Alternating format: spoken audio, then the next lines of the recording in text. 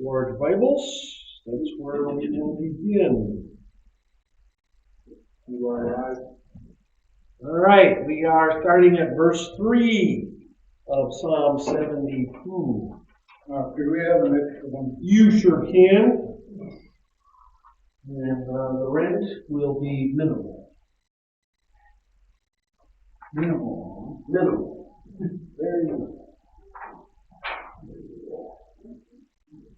Page 51, verse 3 is where we're at. So, first of all, without any further interruptions, questions, comments from the group on any subject that happens to be at your mind's ends. Who's got a question? Who's got a dilemma, conundrum of some kind, color, shape, or description? Anybody?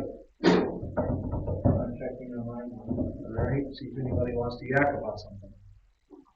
I always want to yak about something. It's just by the time I sit down and it's question and answer time, I forget what it was.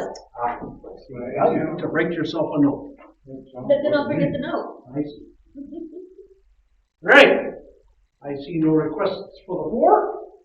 So, let us proceed. Verse 3. Here, Solomon is going to invoke, you might call geographic entities, if you will, in the praise of God. And this has significance throughout the Old Testament. It says, the mountains shall bring peace to the people, and the hills together with righteousness. A couple of things to note here before we get to the written notes, and that is that whenever the Old Testament talks about mountains and hills, or high places, very often that has a religious or spiritual connotation to it. In other words, it can be very often symbolic of the church.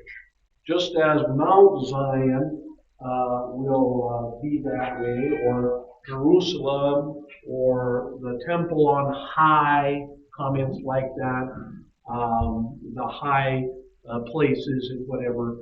This is very often a symbolic representation of the New Testament church from where the gospel comes. Okay, that's the idea, from on high, from God. Okay, so the gospel comes down from above, down from heaven. It is true that sometimes high places have a pagan symbolism. High places were also chosen by idol worshippers for their religious ceremonies and things. And so the Asherah poles, something along the lines of what we would call totem poles, being a symbol of the fertility rites that were often connected with most of the idols of the Middle East, phallic symbols they were. Totem poles are also, by the way, phallic symbols. So those things were always installed in groves of trees. A little clearing was made. The phallic symbol pole was erected there in the center, and that was always on a hill. So even the pagans understood the concept that their blessings and things came from above. So this is why the Old Testament often speaks that way. You know, the feet of those of good news are on the hills and things like that in the book of Isaiah, and so on and so forth. The other thing that is important to note here is how peace and righteousness are connected. It is very difficult to have peace without righteousness. If there is not righteousness, in other words, if things are not being done correctly, if they are not being done lawfully, if they're not being done according to the rules, if you will, then it's very difficult to have peace. If people aren't obeying the law, they're not obeying the rules, they're not following the guidelines of society, very seldom going to have peace. And so peace and righteousness always go together. This is very common in the Psalms, very common throughout the prophetic books also.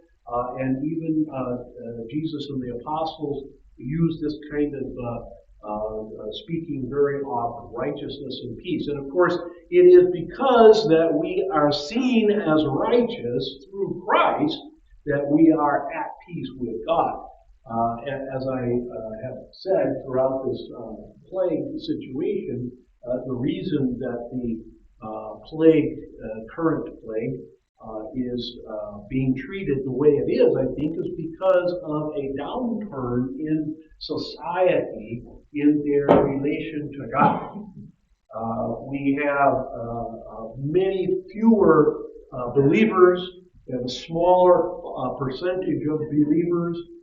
Therefore, we have a smaller number of people who are at peace with God through the righteousness of Christ. In other words, we have people who either because they feel guilty or simply because they don't know, they just have a kind of a queasy feeling, kind of an unsure feeling about God and death and eternity and such. And so they're much more fearful of death than previous generations. And this, to me, explains the panic that attends this plague as opposed to previous plagues. Even the 1919 flu epidemic is nowhere near the panic. I mean, some of the things were done today, but not very many. And if you look at 1957, 1958, the Asian flu killed millions of people around the world and had not this kind of effect. There were more people who simply were not as afraid to meet their maker, so to speak. And this is odd in a way because so many people today proclaim themselves to be atheists, proclaim that they don't believe in afterlife, in the immortality of the soul, and in God and such. And so why are they so concerned? I don't know. I don't think they have a clue. They just are. They're just very, very, very fearful. And so that has brought about a lot of panic that we have today that we didn't have the last 34 plagues that came before this one. All right, let's look at the notes then. This, of course, is figurative language, obviously accommodated to the natural terrain of Canaan. Canaan is in some ways much like the Central Valley of California. You have two ridges of mountains, although in Palestine's case or in Canaan's case, the western ridge is not nearly as impressive as it is in California. You may know, of course, that in the Central Valley of California is a long, elongated valley with ridges between there and the ocean, and then high mountains, of course, the Sierra Nevada. And so Canaan is somewhat the same way. These ridges here in Canaan are more rounded and not quite as high. You will go up a little bit in order to get to the coast, but not very much. And on the other hand, here's the Jordan River. The hill country is not nearly as high as the Sierra Nevada by any stretch of the imagination. But so it's a Central Valley type situation, but on a much smaller scale. But it still is something that we can visualize. We can look at the map of the Central Valley and we can visualize the situation here. As the dew refreshingly descended from the mountains and hills upon the fields and valleys and supplied the fields with moisture and fertility, so the high places in the churches in the Messiah's reign shall let down rich spiritual blessings upon the people of his realm. So what you have in Palestine is much the same again as you have in the West Coast, where the prevailing winds come off of the Mediterranean Sea and drop their rain here in the highlands, and then the streams go down into the valley there, the lowlands of Israel. And also you have the situation where even if it's not rain, you have a lot of fog in these valleys and gullies and things like that. And then that, of course, melts, if you will, in the as the day goes on, and again leaves behind a lot of dew, a lot of water that way. I can remember it was always fun for me, anyway, as a kid, to go over and visit my grandparents in Whittier. Whittier is kind of famous in the LA area for having a lot of that dew, that fog kind of stuff. And I can remember asking my grandmother when she watered, because I like to water things, and she said, I asked her, when do you water your plants, your garden? And she goes, I don't have to. And yeah, every morning I would get up, and it wouldn't matter if there were clouds in the sky or not. Every morning I would get up, and everything was soaked, just absolutely soaked, wet. It almost looked like sprinklers had gone on. And that was true all year long, and it was even true in the dry parts of the year. You still had this dew, and it was pretty heavy in a lot of times. So that's what we're talking about. We're talking about coming down from on high, coming down with blessings, as Jesus talks about the water of life and that kind of thing. Right? So that's the picture that we have. That the hills and mountains are bringing down blessings from God on His people. Next note. So of what do these blessings consist? Solomon talks of peace together with righteousness. And again, that combination is very important. You cannot have peace without righteousness. You cannot have righteousness without peace. The two go together. This prophecy has come to full fruition in the New Testament. Through Christ, there came perfect righteousness as a dress to cover the nakedness of the spiritually poor in the all-sufficient merits of the Redeemer. And of course, you see this expressed in the New Testament throughout Jesus' ministry and in the writings of the apostles. The apostles talk about those who are dressed in white. Jesus talks about those who are dressed in white.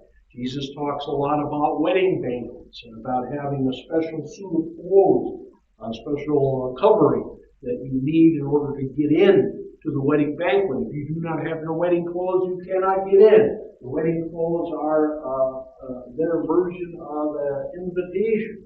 And without an invitation, you will not be accepted. You know that, of course, is faith which apprehends and grasps the righteousness of Christ won on the cross. Then also John in Revelation, for example, talks about those in white robes who are covered with the righteousness of Christ. And those are they who are in heaven.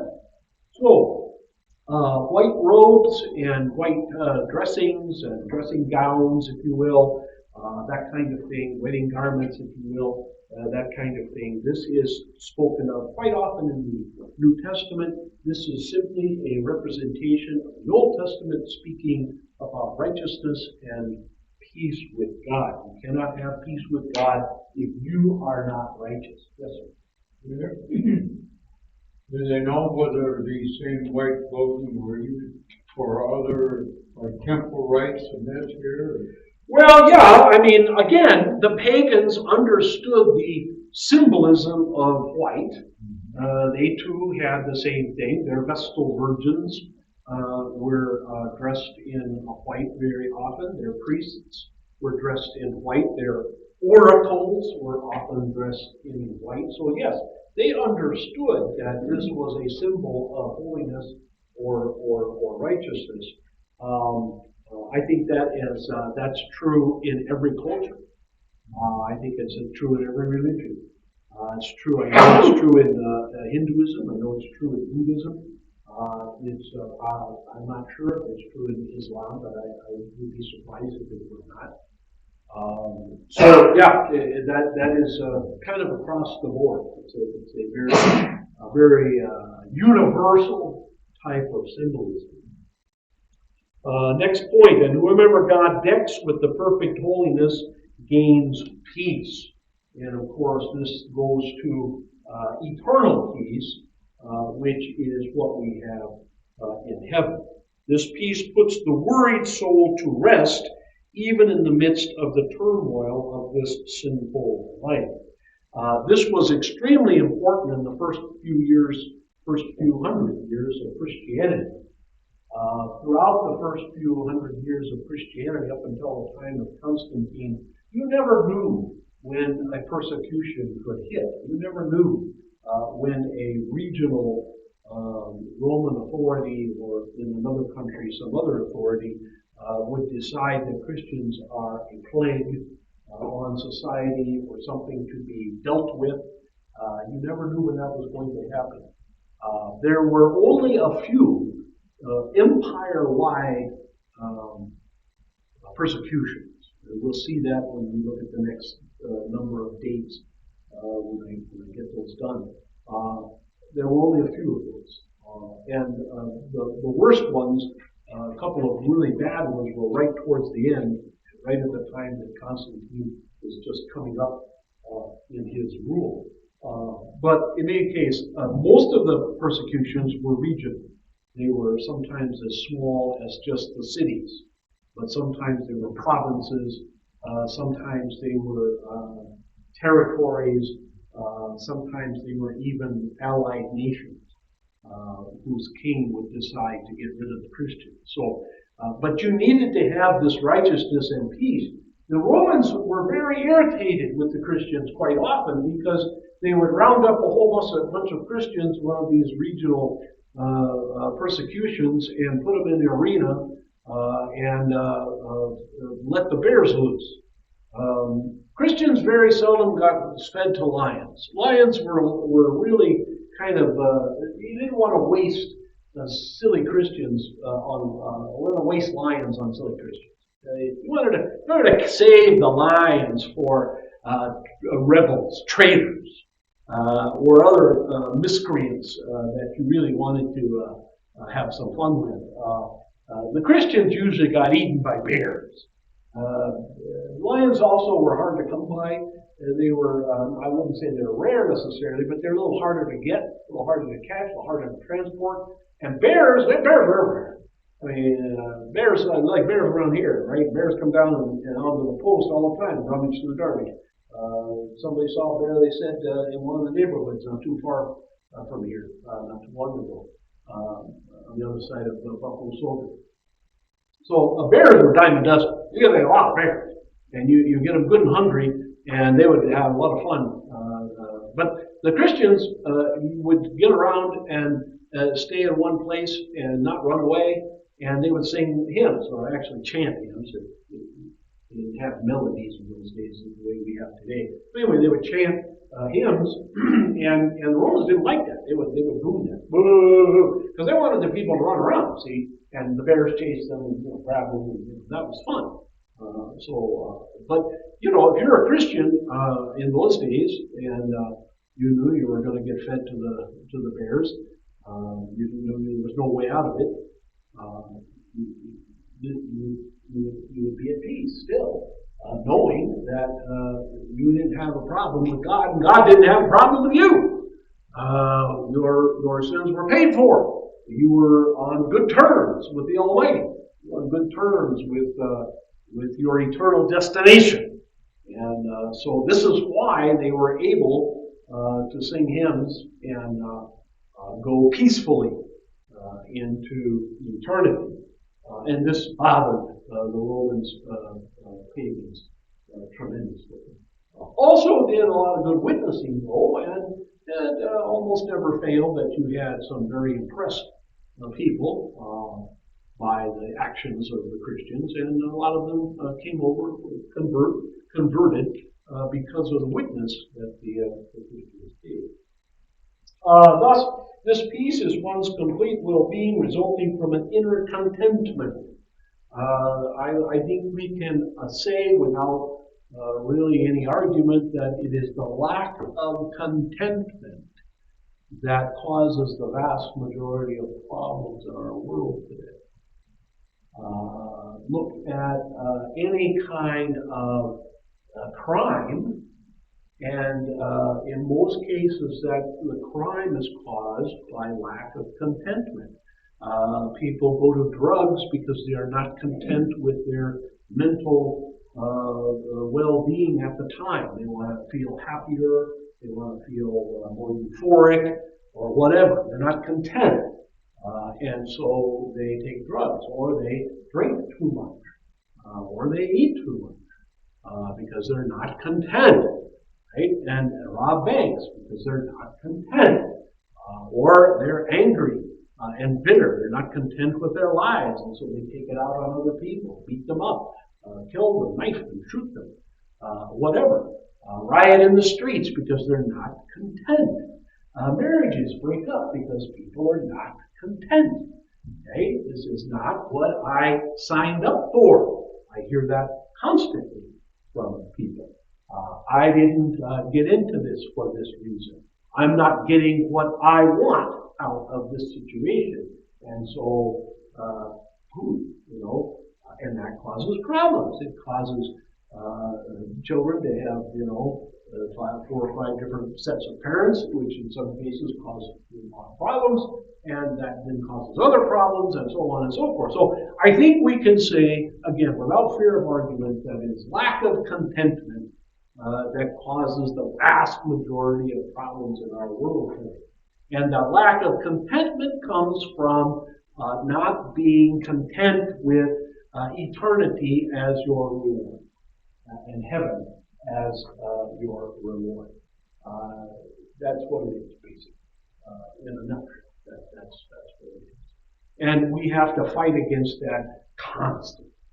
Even believers, Christians, we have to fight against that constantly, because Christians too, we're people of the world, and we want bigger and better and nicer and happier, and etc. and etc. and etc. And sometimes it's hard for us to be content with what God deigns to give us. And He doesn't deign to give us billions and billions. Sometimes He deigns to give us thousands and hundreds. And we've got to learn to be content with that within the parameters of the talents and abilities that God gives us. So that's what's going on here. And that's, if we have this peace and this righteousness with God, that should be enough. Indeed, when one believes himself to be righteous before God, he is most happy state of being, and I might add, should feel in need of nothing more. I don't like to use the word should, especially in writings, but that's the truth. We should feel that way. I write here that we do feel that way. I wish it were true more. It's true in a certain sense, and I'm sure believers in general feel that way, but many a day we have the feeling that there's something more, that there's something else, that something else would make us feel, again, happier, better, more content. Anything else on verse 3? Comments or questions on verse 3? Yes, sir. Make a statement. I think the issue with non-believers now is that they know the here and now is they're in it.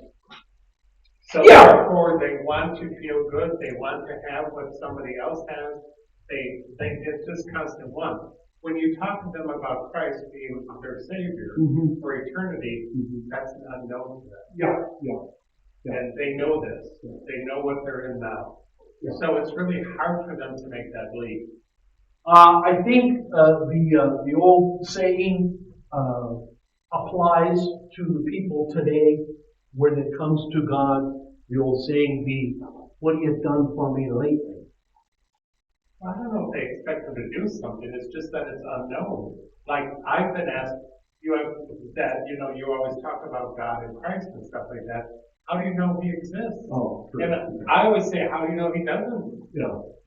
But, you know, it's like, well, you know, they say, well, we know the here and now. Like when I go to Tucson and I have dinner with, some of my friends there, you know, I always, I'm not gonna stop doing it though, but I always talk about, you know, God and stuff like that. But, you know, and they always say, but we know this world. We know what's going on here and we want this and we work for this. That's an unknown, and that's when I die. Yeah. I think that's true, in a great deal. It's a case of pie in the sky versus here and now. Yeah. You know, and yet, stop and think about it for a second. Okay?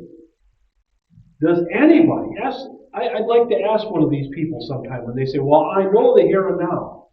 Okay? And I would like to ask them, okay, what happens next? What happens in the next second? Well, okay, I'm talking, you're talking. What happens what happens in the next minute, you know? Do you know? No, you don't. You don't know if there's going to be an earthquake or an asteroid falling on our heads or a thief come in and decide to hold everybody up. You're in a fancy steakhouse someplace and a thief's going to come in and take everybody's watch or you know, whatever. Or somebody's going to jump up on the counter and call for Honey Bunny and blow everybody away, right? So, you know, I mean, some of you were talking about carrying pistols before, and I get this question all the time from people. I'm sure some of you do too. You know, why are you packing heat there, Reverend? And I said, because I don't know what's going to happen the next minute. You know. Some of the people, I mean, you see the people crossing the crosswalk, even in this town once in a while, talking to themselves. I saw a guy crossing the crosswalk the other day. He had a coat hanger or a shirt hanger, a wire shirt hanger sticking up in the air, and he had a little black book open, and he was going like this. He was walking across the crosswalk, walking like this, and talking into the little book. All right. And you know, he was heading to the same place I was heading in, and I was not too happy to see his bundle sitting outside Denny's when I went into breakfast. And so, yeah, I felt, make sure, you know, Betsy's there. Yeah, Betsy's there. Okay, I'm in good shape then. You never know. I mean, these people are not known to be all that violent very often, but everyone, you never know. I mean, it could be. And that's the point. You know, the fact of the matter is, folks, there is no such thing. Because even as I'm speaking right now, the clock is ticking, and every syllable that comes out of my mouth is another second gone. And we never know what second it's going to be when Jesus says, okay, everybody out of the pool. Or something else happened. Okay? This building was built in 1978. 82. They built 1982. It's coming up on a bunch of years, right? And the big crack in the roof, all of a sudden lets go and lands on my head. I won't be surprised. Okay? So for people to say, well, I know the here and now, I've got that. No, you don't. Because by the time you finish the sentence, it's not here and now again still. You idiot. There's no such thing as here and now. Every second is time gone that you would never get back, ever. You cannot go back. Even 2 seconds ago, I can't go back there. And so for people to say, well, I got a good handle on the here and now. No, you don't. You dingbat. You have no idea what's going to happen to you 5 seconds from now. You just assume that the same thing is going to happen to you 5 seconds from now as what happened to you 5 seconds ago. You just assume that. Well, you know what that's called? I'll tell you what that's called. Faith. I was just going to say, your sermon last Sunday, they're living on faith for their material possessions. Exactly. That the law is going to keep them safe. That the And you're safe. planning to go out and get in your cars in a half an hour and go home. Good. I'm glad you're planning on that. But that may not happen. All might be gone. Yeah, well, your car might be gone. Yeah. You might be gone. You might stand up from that chair and keel over dead. All right? I mean, come on, folks. Everybody lives by faith every second of their existence because they have no clue what's going to happen in the next second. That's why James and other apostles too, but that's why they talk about, don't be saying, oh, next week I'm going to go here, and next year I'm going to go here, and then do this and do that, and I'm going to start this business, and I'm going to make $1 billion, and I'm retire to Lyle Capri, and whatever. Yeah, go ahead and say that, but remember, Lord willing, as I told the circuit pastor, he said, you come into the circuit meeting on Monday? And I said, Lord willing, the Greek don't rise. Well, the Greek aren't where they used to be anyway. I want to thank you for saying this because that's a great response, is that they are living in faith, but it's the faith of the world. Exactly. We live in faith of Christ. Yeah, what do they base? They base their faith on past experience. Right. Their own past experience. Well, the last 5 seconds went pretty smoothly, so I'm assuming the next 5 seconds are going to go pretty smoothly. Okay? The last week went okay, I'm hoping the next week goes okay. And they don't consider at all that what they're just assuming that. They're assuming it. They have no idea. So yeah, I wish people would understand there's no such thing as the here and now. It does not exist. Time is not static. It moves, and it's always in motion. Always in motion. Whether you realize it or not. Your heart's beating, whether you realize it or not. You don't count it all the time, but it's going. You don't think about breathing, but you do. And it's like life and time. It just goes on. And so it moves from one nanosecond to the next nanosecond, and so on and so forth. So yeah, I get a little frosted when people will say, well, that's pie in the sky. That's the only kind of pie there is, folks. That's it. There is no other kind of pie. That's it. All pie is pie in the sky. Okay? Well, that's the reason they are really deep down depressed. Yeah, well, I hope, because there's no pie for them. That's right. And so, whether they admit it or not, that's why they don't want to die by the plague. Exactly. There's nothing. That's they right. just cease to exist. That's right. And And if I thought that way, I would be depressed too. Yeah. I just saw a report in the paper this morning that suicides are not up as much as people thought. Well, I don't know why not. I really don't. They did say that domestic violence is up. They did say stabbings, knifings, shootings, and all that are up. Although murders are not. But shootings and knife wounds and stuff are up. According to the people who run emergency rooms, they're up like 40%. What do they call it? Penetrating wounds are up 40%. Yes, sir. On the news today, they had said that because of this COVID reaction that we're doing, what they're doing, the lockdown, teenage self-injury is up 334%. Yes, yes. Suicide threats up 97%. The mental health of our young kids it's gone. Oh yeah, and I feel very sorry for these kids. They are messed up for many years to come. For life. This entire generation, I would hate to be depending upon this generation. I mean, kids. I'm not so sure about the real little ones, first graders, second graders, third graders, that kind of thing.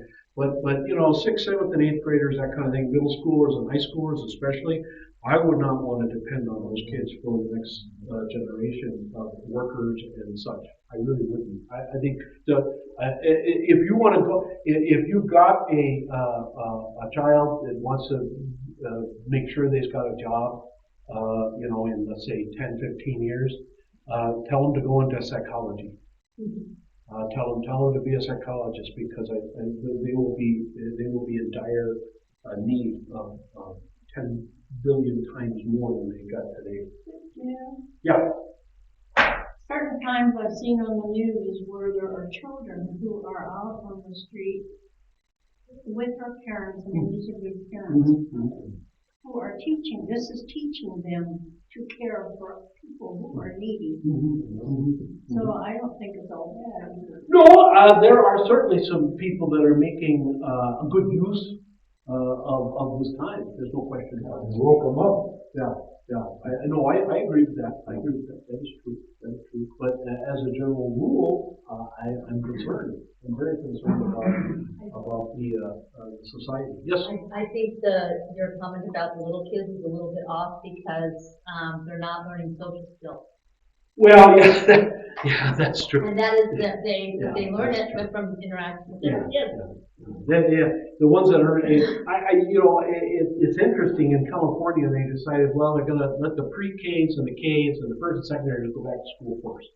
I guess that's good because they're, like you say, those are the ones that really need the socialization more than anybody else. So, we don't know all told what's going to be the upshot of all this, but I don't think it's going to be all that great. So, I think there's going to be a lot of issues that we're going to have to deal with. Yeah, but they're going to be taken care of on the work. Yeah, we hope. We hope. Anything else, verse 3? Verse 4 then. He that is God, or the king, shall judge the poor of the people, give deliverance to the children of the poor, and crush the oppressor. Now, I've mentioned this before, but I think it's good always to remember that the poor in the Bible very often are human beings. The poor are what Jesus talked about in his Sermon on the Mount. The poor are very often, not always, but very often the believers of the world. They have a different kind of riches. Now, it is true, sometimes, you can be like Solomon, for example, was said to be the wealthiest man in the whole world, and was a believer, at least in the first part of his life. We're not so sure about the ending of it, but we think he was a believer at the beginning anyway. It does happen, of course. Sam Walton, we're told, if you want to believe his biographies, Sam Walton was a good Christian and spoke often about his faith in Jesus Christ. I was talking to a pastor the other day, emailing back and forth, and he mentioned to me a interview that Rush Limbaugh did last fall, October, I think, of last year, and where he spoke very deeply about his faith. I told this pastor, I said, I'd sent him when I was living in El Paso, and the program was just getting going back in 87, 88. I sent Rush. I used to listen to Rush before he was national. I listened to him on the station in Sacramento. Can't think of it off the top of my head right now. But anyway, I used to listen to him on that station. And anyway, I sent him an email back when he first was doing emails and stuff. And I sent him an email, and I simply asked him a question. I said, which church do you go to? Do you go to church? And this was, of course, long before, we were on my church or anything was on the internet or anything like that. I mean, the internet was big at that time. Anyway, I sent him this email, and he answered me. And he said, this was when he was doing his TV show, and that's way back. Okay, remember he looked like a little baby? Had this little baby face and this big belly. He was funny looking. First time I ever saw him on TV, I couldn't believe that was him. Anyway, he answered me actually, and he said he believe it or not, and this was when also he was doing the Rush to Excellence tour. Again, this was way back, but he said he didn't like crowds. He was very apprehensive, very anxious in crowds. He didn't use the term agoraphobic, but that's what it was. If you can imagine such a guy like him being agoraphobic, fear of crowds, but that's what he said. And he also said he was always afraid that if he showed up at a church someplace, the place would get mobbed for all the wrong reasons. To which I responded, well, you can come visit our church anytime you want to. I'll take any mob I can get. I never got a reply to that comment. Anyway, in this program, this interview that he did back last fall, he spoke quite eloquently about his faith, because I had asked this pastor and I got talking. He asked me, and he remembered me from El Paso. He was pastor in El Paso at the same time, and he remembered that I had done this because I brought it up at a circuit meeting. So he emailed me after Rush died, and he said, "Do you suppose he was a believer?" And I said, "Well, I think so, but I don't know." And he said, "Well, I watched this." He said, "It sure seemed that way to me." And so after I watched part of it, I thought, yeah, if you got to take somebody at his word, then I guess you can say that. But he did talk about God in Christ. Yeah, he did. Like most of his radio. Yeah, he always he did. mentioned it. He did. He wasn't by any stretch of the imagination a theologian or get into theology much, But I think he had talked about his faith. Yeah, he had a pretty simplistic, a pretty basic, I guess we'd call it, fundamental kind of faith. So, all right. So anyway, the poor, we don't have many believers who are wealthy. We don't have many believers who are famous. We don't have many believers who are influential and powerful. We don't have many believers who we can call on to bail us out, problems and stuff. It just mostly doesn't happen. Let's look at the notes. The people of this king are made up of the poor, who dwell in wretched poverty. In fact, abject poverty is the chief characteristic, and for that reason they are also of old men despised, pushed around, and oppressed. This was certainly true of Christians, as I say, during that persecution period, but it's been true of Christians at other times too. Unfortunately, whenever the Christians get the upper hand, they don't act very nice. That is a sad commentary. When Christianity took over the Roman Empire, for a brief time, most of the Christians were pretty good, but it wasn't very long, maybe one generation, before Christians began acting bad. And the Christian emperors after Constantine, some of them were bad characters. And a lot of the Christian kings, or I would say erstwhile Christian kings of the Middle Ages, right up until the Reformation and even after the Reformation, were really not very good Christians, if they were Christians at all. As a matter of fact, I don't know all that much about some kings, but I studied English kings quite a bit, and there were a number of English kings who were really blasphemous. I mean, they would make even Democrats look good.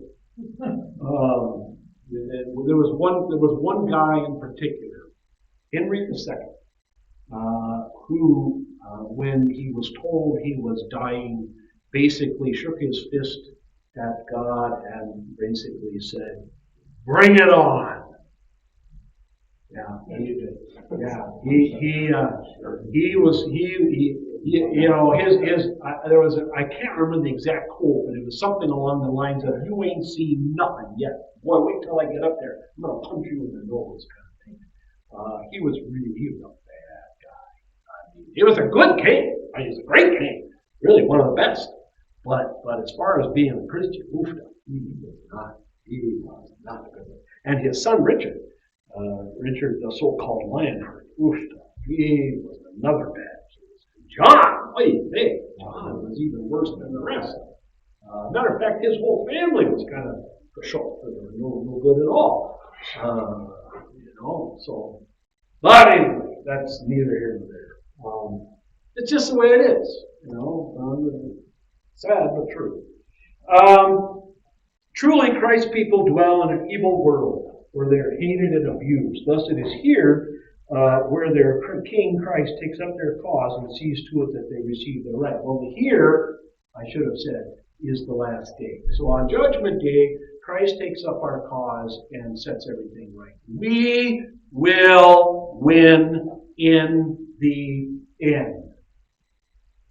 That needs to be our motto. That needs to be on our minds and our lips every day. At least once a day. Think to yourself, we, the believers, will win in the end. And it doesn't matter what the talking heads on TV say. And it doesn't matter what the geckos in the newspaper say. And it doesn't matter the geckos on the radio. It doesn't matter who's in charge in Washington. It doesn't matter who's running the banks. And it doesn't matter who holds the mortgages. And it doesn't matter. That all stuff doesn't matter. We will win in the end. We will win over them all. And that needs to be our understanding of life. Next point. As the king intercedes for his oppressed people, he gives the poor deliverance from the hands of strong oppressors. All this is a prophecy of Christ dealing in his kingdom of grace, the church. Time and again we see him there to the aid of his, come to the aid of his, there should be missing the word come there, come to the aid of his oppressed subjects. He defends and protects his own dear children and rescues them from the hand of them that will destroy them, so that his little flock, though outnumbered by mighty foes, endures to the end. Let's also remember we're outnumbered. Right? And we always will be outnumbered. We're outnumbered now. We were even in the days when Christianity seemed to rule the world, we were still outnumbered. Okay? And it's always been that way, and it will always be that way. Remember what Jesus said. Many are called, few are chosen. Many take the wide road to destruction, few take the narrow road to salvation. Okay? The gate is narrow, he said, not wide. It lets in only a few. Okay? And the parables of going out and scouring the highways and the byways and bringing all kinds of people and inviting all kinds of people, and they all had excuses. No, I don't want to go, I don't want to go, I don't want to go, I don't want to go. And then even when you got the refuse of the world and got them in the wedding banquet, the banquet guy goes, well, I got lots of room yet. What are we going to do with all this room? Sorry. Hey. The banquet hall will be half empty. That's just the way it is, folks. People are foolish. And they don't want the free gift of salvation. They don't want it. They want to earn it. And if they want those that want to earn it by beheading Christians, or those that want to earn it by keeping the commandments and getting your own planet, and that kind of nonsense, they're not going to get anything at all. But in God's grace and mercy, those who believe they're going to have to work off part of their sin and purgatory, well, at least they still believe in the Trinity and they still believe in Christ's sacrifice, and so they'll have heaven. They'll be surprised as they'll get out, but they'll have heaven. So again, many are not going to make it. The vast majority are not going to make it. And you think about it, only a fifth of the world right now, less than a fifth of the world right now is a professing Christian. That is, their names are on a roll of a church someplace. 1/5. And out of that 1/5 whose names are on a church roll someplace, I would just about guarantee you that maybe you're lucky if half of those are real believers. That's what I have found in my ministry very often. I've got a list now. I've been here 23 years, and I've got a list of people who have left the church that's longer. There are more names on that list than there is on the list of the congregation as a whole.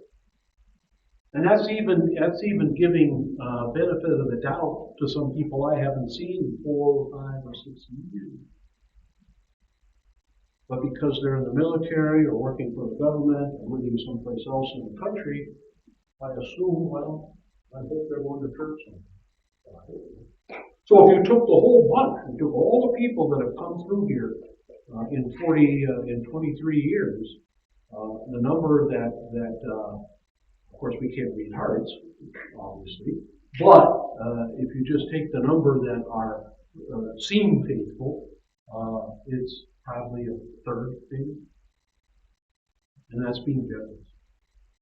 So you take that and you extrapolate that out to every other congregation in the Christian world.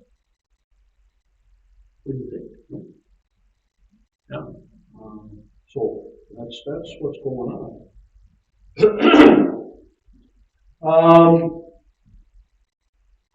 So he rescues them from the hand that would destroy them. I quoted here a couple of verses from Luther's hymn. And Luther wrote this hymn early on in the Reformation. This is before the 30 Years' War, which was a devastating war. Still feeling the effects of the 30 Years' War in Germany to this day. In many ways, a worse war even than the Second World War. But this was before that. This was early. I mean, think about it. The Reformation really, if you want to have a starting date, you can start at 1517, and this is 1524. So, 7 short years. And in that 7 short years, the Smalcald League had been defeated in battle by the Romans. The Roman army was a good army. Okay? This was not the Roman Empire army, this was the Holy Roman Empire army. And it was made up of Austrians, and Italians, and French, and Spanish. And it was a pretty good army. They wanted to wipe the Protestants off the face of the earth. And they very nearly succeeded. They came very, very close. Many Protestant towns were burned to the ground. Many Protestant pastors were beheaded. Many Protestant elders and deacons were taken out and buried headfirst in the ground and mutilated. Many Lutherans were impaled on pikes around their city walls. Women and children burned alive. People burned at the stake. Lutheran pastors burned at the stake. It was not a fun time, folks.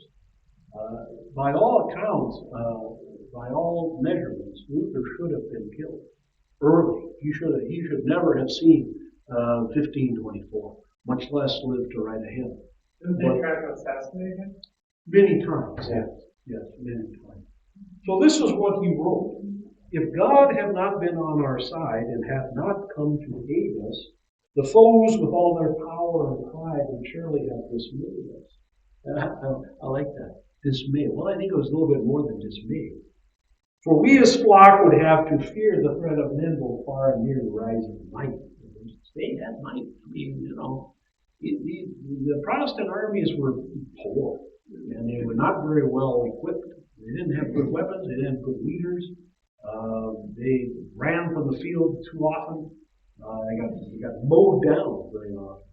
With furious wrath did God permit, and that's exactly right. God permitted the Roman armies to have great victories. And God permitted, He allowed those German Protestant cities to be sacked and burned to the ground. Would surely have consumed us as a pit, a deep and yawning pit with life and limb entombed us. Like men o'er whom dark waters roll, their wrath would have engulfed our soul like a flood of water. It really came to the point where the Protestants were surrounded, they were defeated, they had to surrender, and the German princes, the Protestant princes, had to give in. And they had to sign a treaty and allow Roman doctrine to be promulgated in their provinces again. They had to allow that. The Romans gave them a little bit. They said, well, those people who feel conscience bound to be Lutherans, to be Protestants, okay, we'll allow that as long as they obey us in every other way, and as long as they pay penalties and taxes to the Roman Church. So it was a complete defeat. The Protestants were militarily completely defeated. Blessed be the Lord who foiled their threat that they could not devour us. Our souls like birds escaped the net. They could not overpower us. There's no reason. There is reason, I'll tell you. But it appeared at the time there would be no way out for these guys. One generation, they would be gone. One generation, because their churches were oppressed. You couldn't go and become a Lutheran pastor. You couldn't go to the universities because you had to swear fealty to the Pope in order to do that. So basically what the Romans did, after with the surrender, basically what they did is they said, well, yeah, you people who are Protestant right now, you can stay that way, but you'll die out. And we'll be in charge. And so your children will go alone. And that's what would have happened. Except the Muslims, the Islamic hordes, came out of the east, out of Turkey, and attacked the Holy Roman Empire and came up against towns like Vienna and others, and caused the Romans to have to move their armies from Germany over to Eastern Europe. The Lutherans crusade. So, could you say that God allowed Muhammad to be born and start his religion so he could bail the Lutherans out in the 1520s? Yes, you can say that. If you want to connect those dots, yeah, you can say that. Yeah. So, again, God moves in mysterious ways, his wonders to perform. Again, we sing that, we say that, we believe that, we say we believe that, but then we're so shocked. We're so amazed when God allows a big earthquake, or God allows a big old tornado to rip through a hospital, or God allows a tsunami to wipe out the entire coast of Indonesia, or God allows a world war to happen, or God allows a plague to kill 500,000 people in the United States, and we're just how can this be? Well, be lucky that he stopped the Muslims at the walls of Vienna. He could have let them take over the whole piece of cake. He let them win every battle up till that one. Hey, you know who bailed them out?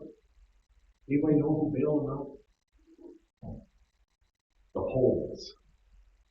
The Polish cavalry. That's what bailed out the Christians at Vienna.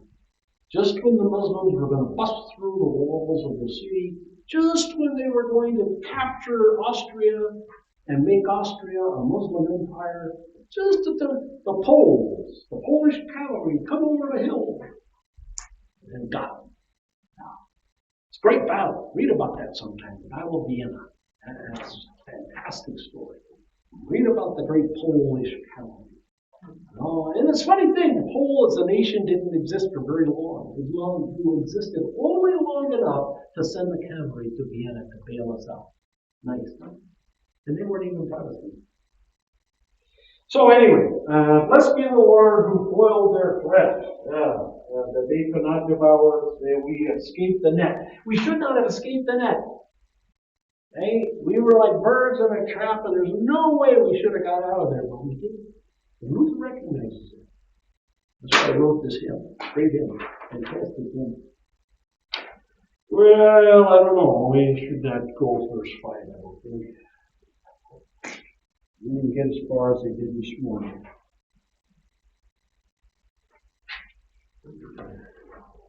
But we'll make up.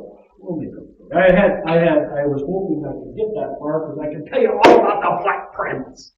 I told the folks about the Black Prince. Right-hand man.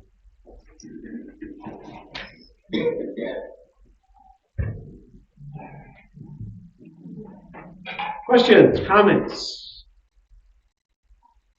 I want to thank you again because I'm going to Tucson on Friday. And we always talk about things, but you know what? Because they let me say a prayer. Ah, And they all say amen. oh, well, that's nice. Well, yeah, That's nice, that's nice, good for you, all right. that's, That, the book will get you a cup of coffee. oh, yeah. I think they thought of their trading as due. All right, if nothing else, let us close. In the grace of our Lord and Savior Jesus Christ, the love of God the Father, and the fellowship of the Holy Spirit be and abide with us all. Amen.